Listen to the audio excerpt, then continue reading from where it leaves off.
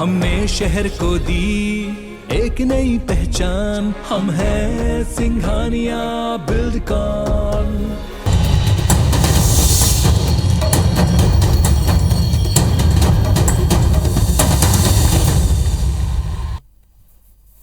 नमस्कार, मैं हूं आकांक्षा और आप देख रहे हैं आईबीसी 24 छत्तीसगढ़ से जुड़े हमारे इस खास बुलेटिन में आप सभी का स्वागत है। देखते हैं खबरें विस्तार से। छत्तीसगढ़ के मुख्यमंत्री भूपेश बघेल ने आज गृह विभाग की समीक्षा बैठक की और इस बैठक में मुख्यमंत्री ने पूरे प्रदेश में कानून व्यवस्था में और कसावट लाने के निर्देश दिए हैं। सीएम हाउस में हुई इस बैठक में गृह मंत्री ताम्रध्वज साहू के अलावा गृह विभाग के एडिशनल चीफ सेक्रेटरी, डीजीपी समेत आईजी रैंक के अधिकारी भी मौजूद रहे। चिटफंड कंपनियों के मामले, विभागीय पदोन्नति, पटनायक कमेटी और पुलिस भर्ती समेत प्रदेश के अलग अलग जिलों की कानून व्यवस्था पर विस्तार से चर्चा हुई। बैठक के अंत में सीएम भूपेश बघेल ने गृह विभाग की विश्वास, विकास और सुरक्षा की नीति की तारीफ करते हुए कहा कि इससे प्रदेश में हो रहे अपराध में कमी आई है, विशेषकर नक्सल प्रभावित क्षेत्रों में। सीएम ने कहा कि केंद्र सरकार की रिपोर्ट में इस बात का उल्लेख किया गया है, जो हमारे लिए संतोष की बात है। सबसे ज्यादा पूरे देश में एक समय था कि छत्तीसगढ़ में सबसे ज्यादा हमारे जवान शहीद होते थे और आम नागरिक की मौतें होती थी, लेकिन लगातार उस क्षेत्र में काम करने के कारण से हमारी जो नीति है विश्वास, विकास और सुरक्षा, इस नीति से चलते हुए आज उसमें काफ़ी कमी आई है। तो हमारे ये भारत सरकार के गृह मंत्रालय के द्वारा भी इस प्रकार से जो रिपोर्ट आया है वो हमारे लिए संतोष का विषय है। केंद्रीय गृह मंत्रालय की ताजा रिपोर्ट में नक्सल वारदातों में कमी होने की जानकारी सामने आने के बाद मुख्यमंत्री भूपेश बघेल ने संतोष जताया है। उन्होंने कहा कि कभी देश में सबसे ज्यादा जवान और नागरिकों की जनहानि छत्तीसगढ़ में नक्सल वारदातों में ही होती थी। सीएम ने कहा कि हमारे सरकार की नीति विश्वास, विकास और सुरक्षा के चलते नक्सल हमलों में कमी आई है। सीएम भूपेश बघेल ने जल संरक्षण को लेकर केंद्र पर निशाना साधा। उन्होंने कहा कि आज केंद्र सरकार हर घर तक नल पहुंचाने की बात कर रही है और केंद्र राज्य की हिस्सेदारी भी 50% रखने की बात कर रही है, लेकिन पानी आएगा कहां से, इस पर केंद्र सरकार मौन है। एक समय था कि छत्तीसगढ़ में सबसे ज्यादा हमारे जवान शहीद होते थे और आम नागरिक की मौतें होती थी। उस क्षेत्र में काम करने के कारण से हमारी जो नीति है विश्वास, विकास और सुरक्षा नीति से चलते हुए आज उसमें काफी कमी आई है। तो हमारे ये भारत सरकार के गृह मंत्रालय के द्वारा भी इस प्रकार से जो रिपोर्ट आया है वो हमारे लिए संतोष का विषय है। प्रदेश के 3 लाख सरकारी कर्मचारियों के लिए पुरानी पेंशन योजना लागू करने की घोषणा के बाद रायपुर में मुख्यमंत्री भूपेश बघेल का आज भव्य स्वागत अभिनंदन किया गया है। इसके लिए प्रदेश के अलग अलग 13 शिक्षक संघ और 1 पंचायत सचिव संघ की तरफ से रायपुर के इंडोर स्टेडियम में मुख्यमंत्री का आभार अभिनंदन समारोह आयोजित किया गया। इस दौरान शिक्षाकर्मी रहे कांग्रेस विधायक चंद्रदेव राय का भी सम्मान किया गया। इस दौरान शिक्षक संघ की ओर से एक मांग रखी गई कि जिन शिक्षकों की नियुक्ति 1998 में शिक्षाकर्मी के रूप में हुई थी, उन्हें भी पुराने पेंशन का लाभ दिया जाए। साथ ही पूर्व सरकार के काल में जिन शिक्षाकर्मियों की मौत हुई, उनके परिजनों को भी अनुकंपा नियुक्ति का लाभ मिले। कार्यक्रम में मौजूद पंचायत सचिवों ने भी अपनी सेवा के शासकीयकरण करने और पुराने पेंशन का लाभ देने की मांग की, जिसके बाद सीएम ने कमेटी बनाने की घोषणा की। छत्तीसगढ़ महतारी के 2 करोड़ 80 लाख बेटा बेटी मन है, उनका कैसे सेवा किया जाए, उनकर जीवन में कैसे परिवर्तन आए, खुशहाली आए, एक निरंतर प्रयास। चाहे किसान मन ला 25 रुपये क्विंटल दे के बात हो, चाहे ऋण माफी की बात हो, चाहे 400 यूनिट तक की बिजली बिल, करीब 40 लाख परिवार लोग का लाभ मिलता है। अभी तक 2200 करोड़ रुपया क्या सब्सिडी हम दे चुके हैं। छत्तीसगढ़ की भावनाओं, छत्तीसगढ़ के कर्मचारियों की भावनाओं को समझते हुए आप सतत छत्तीसगढ़ के, चूंकि छत्तीसगढ़िया हम सब लोग हैं और छत्तीसगढ़ के आप मुख्यमंत्री हैं, इसलिए सबकी भावनाओं के अनुरूप लगातार आप फैसले लेते जा रहे हैं। प्रदेश के खाद्य मंत्री अमरजीत भगत इन दिनों अपने विधानसभा क्षेत्र सीतापुर के दौरे पर है। इस दौरान महिला एवं बाल विकास विभाग की ओर से बतौली में शांतिपारा में आयोजित सामूहिक विवाह योजना में वो शामिल हुए और नव दंपतियों को आशीर्वाद दिया।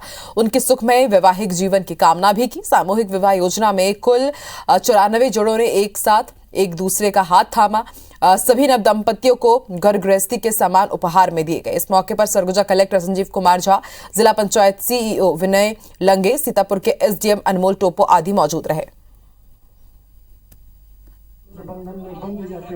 94 जोड़े का विवाह संपन्न हुआ।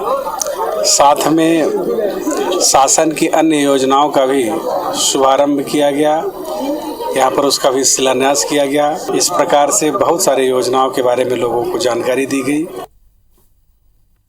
भिलाई नगर निगम की सामान्य सभा में 30 मार्च को बजट पेश होगा और इस बजट से आम जनता को काफी उम्मीदें हैं। इस बार जहां शहर सरकार के चेहरे बदल चुके हैं, सदन में बीजेपी के कई नए पार्षद चुनकर आए हैं। महापौर के रूप में नीरज पाल पहली बार बजट पेश करेंगे। वहीं दूसरी तरफ बीजेपी पार्षदों ने भी बजट की ट्रेनिंग लेकर स्थानीय सरकार को घेरने की तैयारी कर ली है। फिलहाल प्रॉपर्टी टैक्स में वृद्धि न करके रहवासियों को राहत दी जा सकती है। नगर पालिका निगम में सफाई का मुद्दा सबसे अहम है। सफाई का काम फिलहाल निजी एजेंसी के हाथों में है। इसके लिए बजट में करीब 33 करोड़ का प्रावधान रखा गया है। पेयजल आपूर्ति, गार्डन का रखरखाव, तालाबों का सौंदर्यीकरण, मनोरंजन के साधन, लाइब्रेरी और अन्य विकास कार्यों के लिए बजट का प्रस्ताव रखा जाएगा।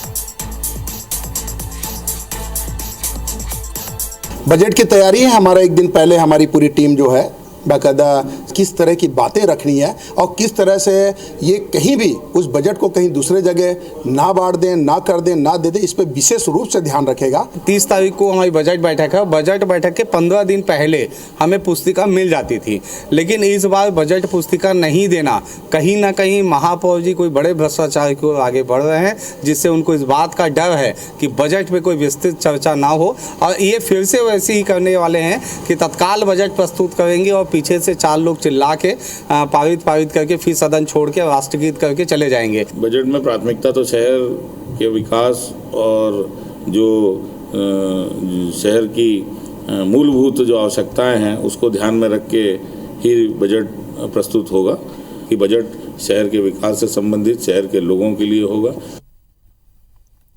नगर पालिका कवर्धा के अध्यक्ष ने साल 2022 से 2023 के लिए 58 करोड़ से अधिक का बजट पेश किया। पहली बार इस बजट में एक भी नया निर्माण कार्य नहीं रखा गया है। बजट में केवल पहले में हुए निर्माण कार्य, सौंदर्यीकरण, साफ सफाई, पेयजल सप्लाई और स्वच्छता पर फोकस किया गया है। बजट में कोई भी टैक्स वृद्धि नहीं की गई है। बजट में एक भी नया निर्माण कार्य नहीं रखने पर बीजेपी पार्षदों ने हंगामा किया। नगर पालिका में सत्तारूढ़ कांग्रेस और विपक्ष में बैठे बीजेपी पार्षदों के साथ जमकर बहसबाजी भी हुई। अनावश्यक, गैर वाजिब किसी भी नए निर्माण के लिए इस बजट में प्रावधान नहीं किए हैं। नए निर्माण के बजाय हम ऐसे निर्माण की तरफ ध्यान दे रहे हैं जिससे नागरिकों को ज़्यादा से ज़्यादा और विशेष सुविधा मिले। पूर्व में जो बजट इन्होंने पास किया है वह बजट का ही काम पूर्ण नहीं हुआ है। केवल टैक्स लेना, जनता से पैसा वसूलना, यही कार्य नगर पालिका कर रह चुका है। और कवर्धा शहर के विकास के लिए इन बजट में ऐसा कोई भी विकास कार्य नहीं लाया है। बहुत ही निराशाजनक यह बजट रहा है।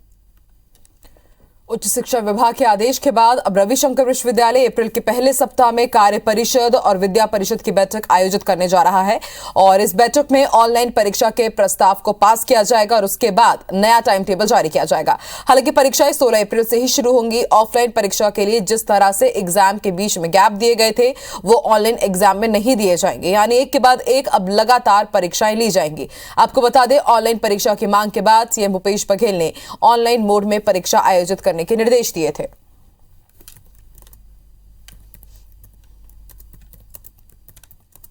शासन से ऑनलाइन या ब्लेंडेड मोड में परीक्षा लेने के लिए आदेश प्राप्त हो चुका है और परिनियम में बदलाव के लिए अप्रैल के प्रथम सप्ताह में एकेडमिक काउंसिल और एग्जीक्यूटिव काउंसिल दोनों की बैठक आयोजित होना है। तो जैसे ही नियमों में बदलाव होगा, नए समय सारणी जो है पुनः जारी कर दिया जाएगा।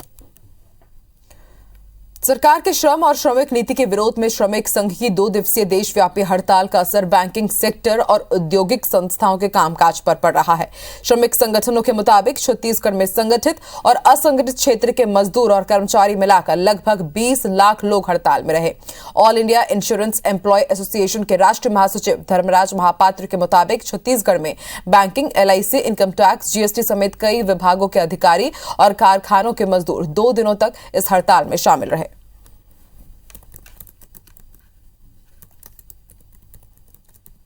ये जो श्रम कानूनों को बदलकर श्रम संहिता में तब्दील किया गया है, इसे जब तक वापस नहीं लिया जाएगा मजदूरों का आंदोलन रुकने वाला नहीं है। सरकार की ये जो नीति है, जिस नीति के कारण बेरोजगारी चरम पर है, इस नीति में जब तक बदलाव नहीं होगा, रोजगार सृजन के लिए रोजगार की नीति नहीं बनाई जाएगी, सरकार की इस नीतियों के खिलाफ संघर्ष संग्राम तीखा होगा।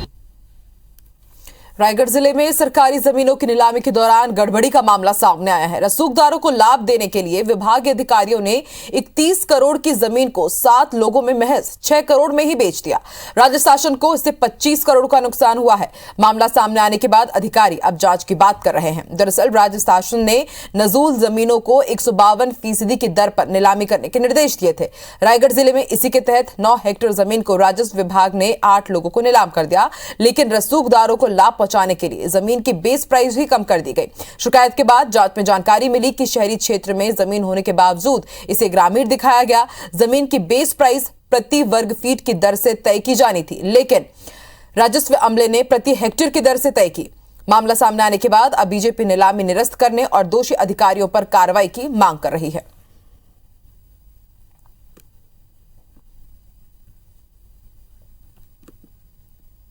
रायगढ़ शहर के अंदर में जितनी भी जमीनें हैं, जो सरकारी जमीन है, औने पौने कौड़ियों के दाम में बेच दी गई है।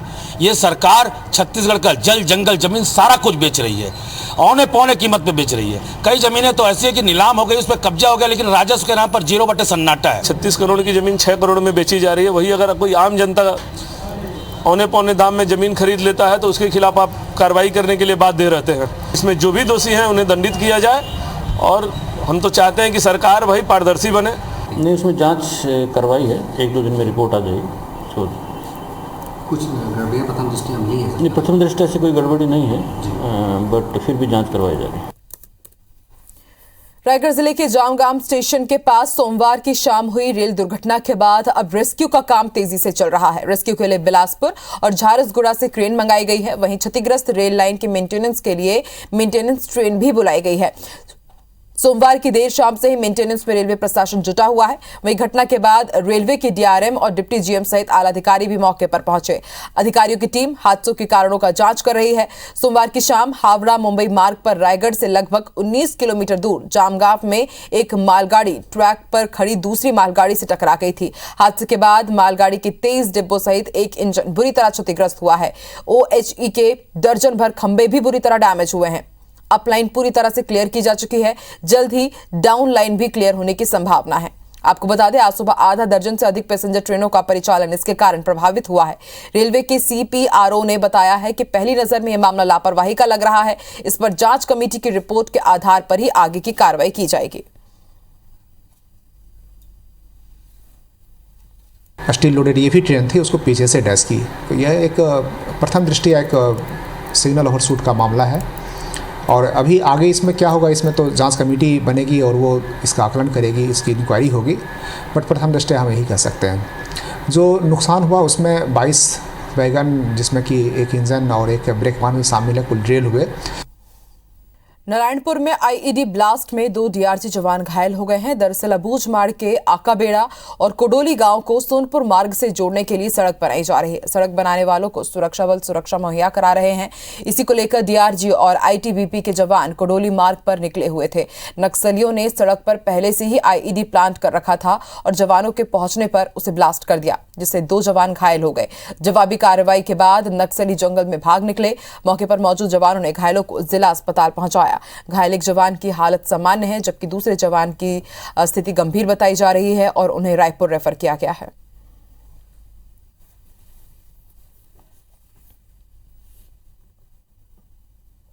जब IED फटी थी, 2 लोग घायल हो गए थे, हमारा DRG जवान लोग। वो अच्छा टैक्टिक्स बना के, फिजिकल डिस्टेंस बना के चल रहे थे, इसलिए हमारा जवान को कुछ हुआ नहीं, ज़्यादा नुकसान हुआ नहीं, बस थोड़ा नॉर्मल सिंपल इंजरी आनी है बस।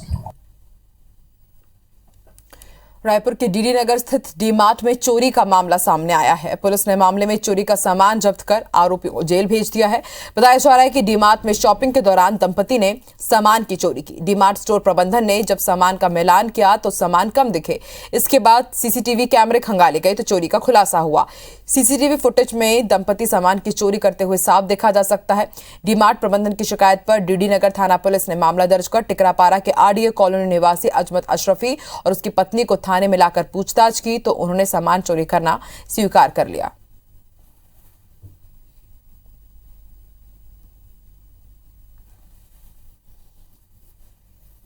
ये संजय नगर निवासी जो आरोपी है अमजद अशरफी, उसके द्वारा डीडी नगर स्थित जो डी मार्ट के जो दुकान है उसमें अपने परिजन के साथ जा करके और वहाँ की जो अलग अलग चीज़ें हैं उसको चोरी करना पाया गया था, जिस पर धारा 380 के तहत अपराध पंजीबद्ध किया गया था। अपराध पंजीबद्ध करने के बाद जो आरोपीगण हैं उनको विधिवत गिरफ्तार करके माननीय न्यायालय में पेश किया गया। पूरे प्रदेश में रायगढ़ जिला बेरोजगारी के मामले में दूसरे पायदान पर है। जिले में 5,96,000 युवा बेरोजगार हैं। विधानसभा में राज्य शासन की ओर से ये जानकारी दी गई, जिसके बाद बीजेपी राज्य शासन की कार्यशैली पर सवाल उठा रही है। बीजेपी का कहना है कि राज्य सरकार ना तो युवाओं को रोजगार दे पा रही है और न ही बेरोजगारी भत्ता। सरकार हर मोर्चे पर विफल साबित हुई है। दरअसल विधानसभा में बीजेपी विधायक शिवरतन शर्मा ने प्रदेश में बेरोजगारों के आंकड़ों को लेकर सवाल किया था, जिस पर सरकार ने बताया कि प्रदेश में 81,97,000 युवा बेरोजगार हैं। दुर्ग जिले में सबसे ज्यादा 7,65,000 तो दूसरा स्थान रायगढ़ जिले का है, जहां पर 5,95,000 बेरोजगार हैं, जबकि रोजगार विभाग पिछले 4 साल में केवल 2,800 लोगों को ही रोजगार दिला पाया है।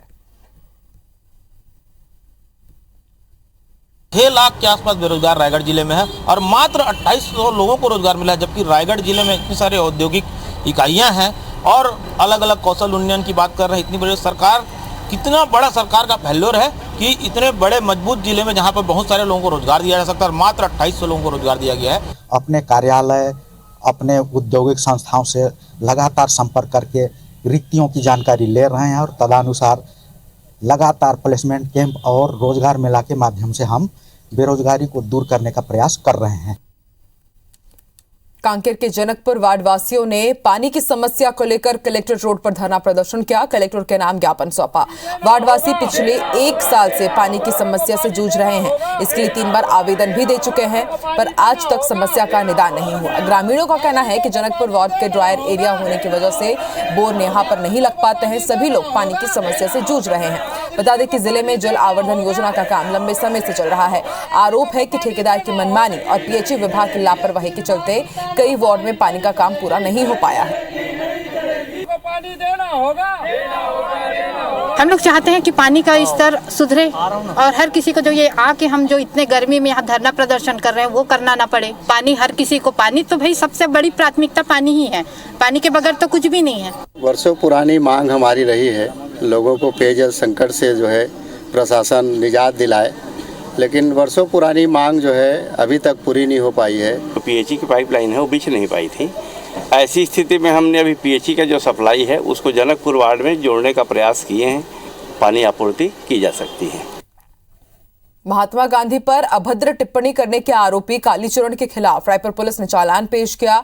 रायपुर कोर्ट ने सीजेएम भूपेंद्र वासनिकर की कोर्ट में करीब 40 पन्नों के आरोप पत्र में धर्म संसद के दौरान मौजूद करीब 10 लोगों की गवाही समेत कालीचरण के मंच से बोलने का वीडियो और एफआईआर दर्ज होने के बाद उनके वायरल वीडियो को क्लिप की पेन ड्राइव जमा की गई है। आपको बता दें 25 से 26 दिसंबर साल 2021 को रायपुर के रावा भाटा मैदान में आयोजित 2 दिवसीय धर्म संसद के दौरान टिप्पणी की गई थी, जिसके बाद टिकरापारा थाने में राजद्रोह समेत विभिन्न धाराओं में मामला दर्ज कर एक विशेष टीम उनकी तलाश में जुटी थी। 30 दिसंबर की सुबह कालीचरण को मध्य प्रदेश के खजुराहो के एक लॉज से गिरफ्तार कर रायपुर लाया गया था।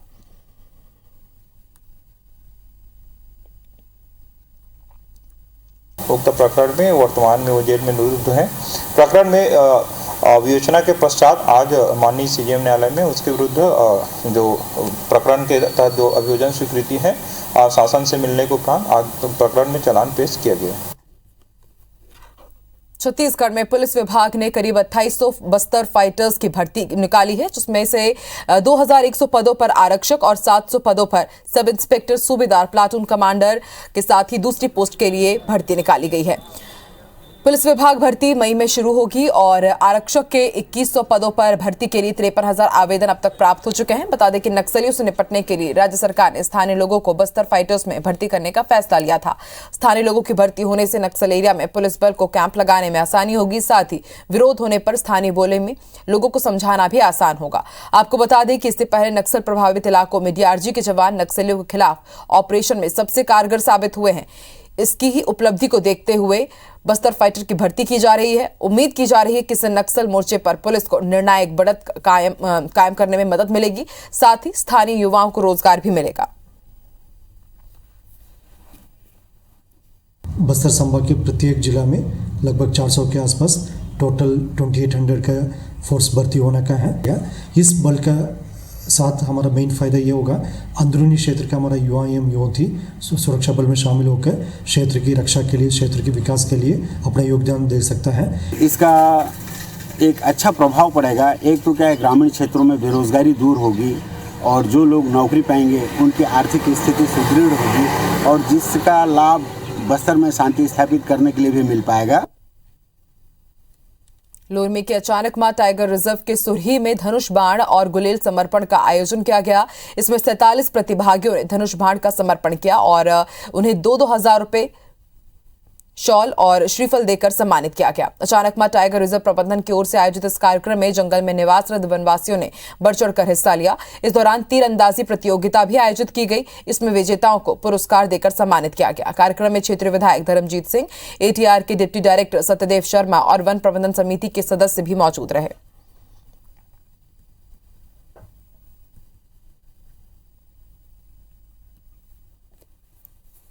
और इस बुलेटिन में फिलहाल इतना ही। आप देखते रहिए IBC 24। नमस्कार।